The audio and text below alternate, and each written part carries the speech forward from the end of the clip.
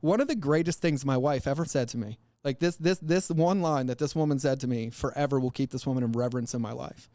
And it was in the very early stages.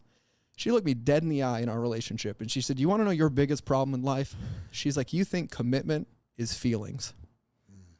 And I was like, huh? She's like, commitment is not feelings. Commitment is I'm going to do it irregardless of how I feel. So stop making commitments to things you're not really going to do. Wow. And that one hurt. And I thank her for it every day. Yeah, that's a kind of a deep one. Well, yeah, she's also, the mother of my children, and I'm the man that's supposed to, I thank her for calling me forth how I should. But it's true. You shook the snow globe in that one. And so when I sit here, right, when this stuff comes up, there's some stories, like when I talk about the suicides that I witnessed, right? My body doesn't shake when I talk about them, right? What I've noticed is it's when it's my story, the trauma around mine, and I've healed it, but those are a part of me. They don't go away. They just become a tool in my toolbox. It's a place to meet you. I'm like, yeah, I've been there. Let's talk about it. And it's a tool that I keep. It's what gives me, I don't know, for me, it's purpose, right? Like how this all came about. When I walked away from that company, I went down to the jungle. I went down to Costa Rica, and that was my first meeting with Mother Ayahuasca. And I had just been living my entire life in pain, right? And when I got down there, my shaman sat with me, and he said, I know why you're struggling. It's like, because you have no purpose for your life. I was like, yeah, I do. I was a Marine. No. He's like, you have everybody else's purpose, not yours. And he gave me an assignment. He said, write this on the top of a piece of paper. He says, what is my purpose? And he said, come back and see me when you have an answer. And he's like, oh, and you get to sit alone in silence until you find one. Took me 4 days. Wow. And I was frustrated. I cried. I was angry. I was like, wow. And the next day, and this is so weird to even talk about, but I just woke up the next morning in like a stream of consciousness. The only thing that I wrote on a piece of paper was to stand with structure in the face of resistance to create possibility. One more time. To stand with structure in the face of resistance to create possibility. The reason I had the life that I had is so that I can use it to help other people avoid living the life that I lived. Or else there's no reason for me to be here. That's what teaching is. That's what giving is. That's what leading is. That's what being a human being is. So we thrive on in life playing leapfrog with each other.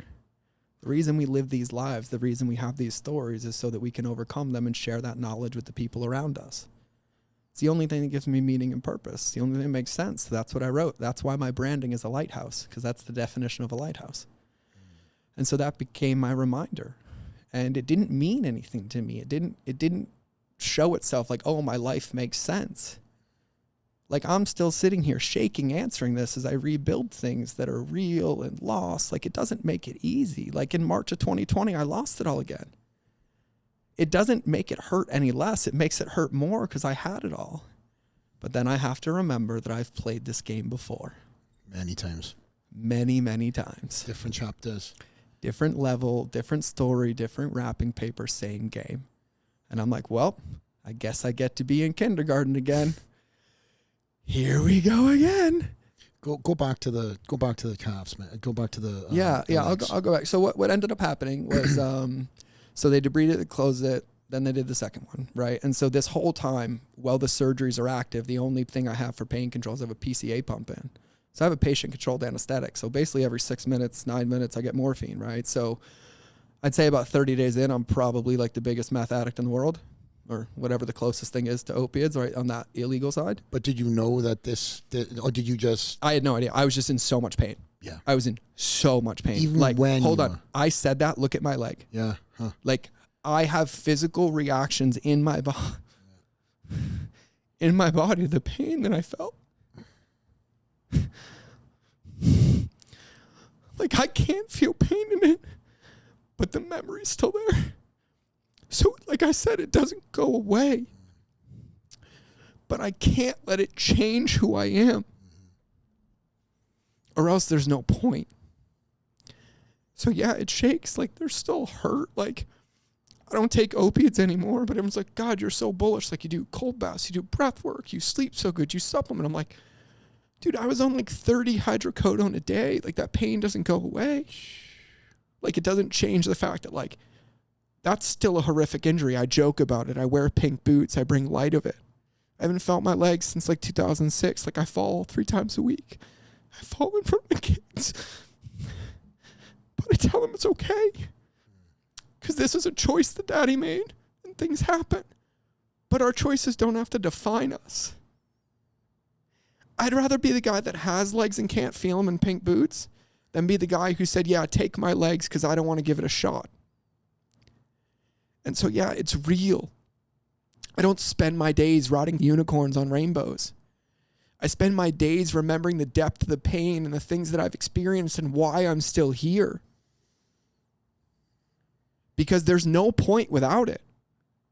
It's the only thing that makes sense as to why my friends died and I didn't. Why their kids are here and they don't have their father, but mine do.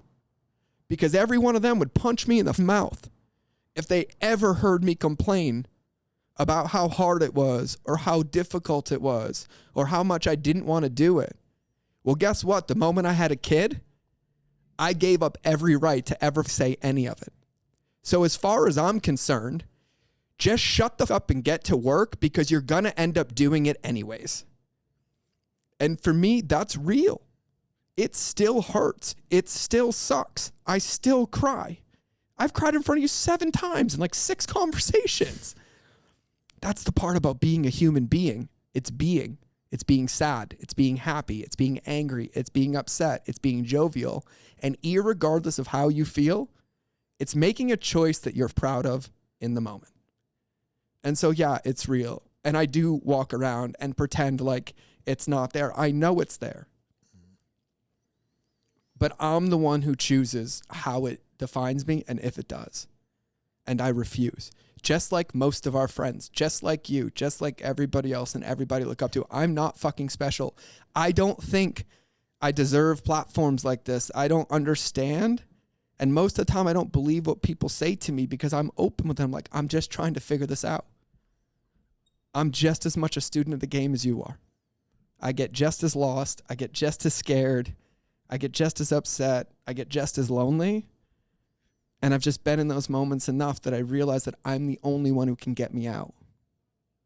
And if nobody's coming, I should probably start walking to figure out which way gets me out. Well, Mitt, I think just to say, home in on something you said, you say you don't know. I think the reason why you are where you are, excluding your expertise in seeing things that others don't. Yeah. You really pour into people. I do. You really pour a lot of yourself into even people that I said I'm not very fond of. Thank you for watching this segment. Check out the full interview on iTunes, Spotify, or YouTube. Help us by subscribing, leave a like, comment, or a positive review. Click this to see what YouTube recommends, and this to see the full interview. See you on the next one. Out.